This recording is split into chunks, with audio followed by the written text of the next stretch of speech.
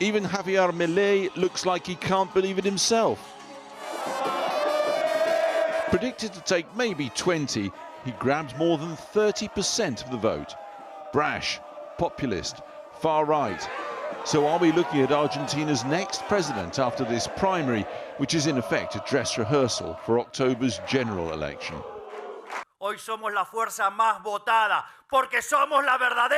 Today we are the most voted force because we are the true opposition. We are the only ones who want to make a real change.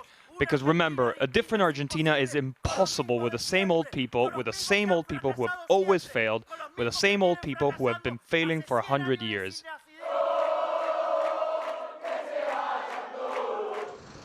And that's the appeal to voters fed up with both centre-right and left coalitions who for years have delivered economic perma-crisis to this vast country. Finding inflation tough here in the UK? Try living in Argentina. 115% inflation and successive governments delivering a massive, slow-motion fiscal crash. And all of that compounded by the drought earlier this year, which has crippled the agricultural sector. 40% of Argentines officially below the poverty line.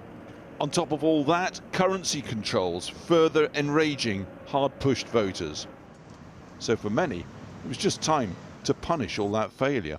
It's simply a punishment vote against this and previous governments, said this voter. Most people are just tired of all the others, he says. They're all the same. This guy's an outsider with something different. But let's not get ahead of ourselves. Unlike Trump or Bolsonaro, Milei is something of a one-man band. Showman and popular, sure. But in power, without a powerful party elected around him, could he get much done?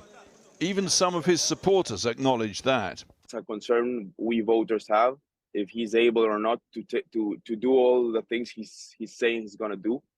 But at the same time, that's what took him to do such a great election.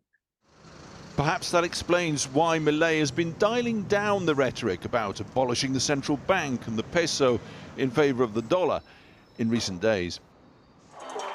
And just 3 points now divide Milei from the two traditional parties. Here's the centre-right's Patricia Bullrich, now their presidential candidate.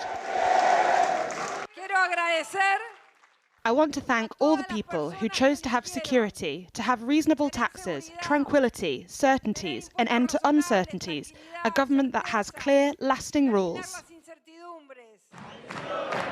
For the ruling centre-left, Sergio Massa insisting only they can stabilise the national finances. Porque estamos seguros que en la Argentina que viene, because we are sure that in the Argentina of the future, work, production, the defence of our rights and public education have to be unchanging values, values that will not change whoever governs. All three candidates now go forward to the general election in October, traditional parties knowing there's now a new kid on the block, loud, rude even, and popular.